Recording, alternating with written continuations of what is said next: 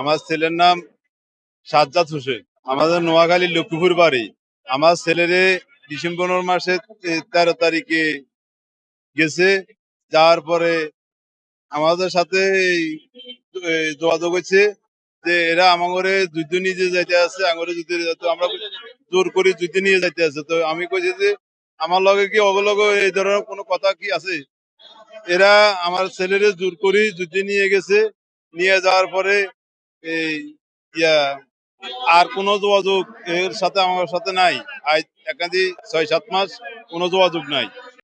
কোনো ফোনে বা কোনো কিছুতে কোনোভাবে কোনো যোগাযোগ নাই। এটা পররাষ্ট্র মন্ত্রণালয়ে আবেদন করছি। এরা আমারে আজকে জানাবে, কালকে জানাবে। এগুলোর কাছে কোনো আমরা সাহসত্ব পাই না। আমার ছেলে যেভাবে থাকুক, আমার ছেলের আমরা ফেরত চাই। আমার ছেলের সঙ্গে আমার পরিবার মারা গেছে এই শুক্রবারে, গত শুক্রবারে।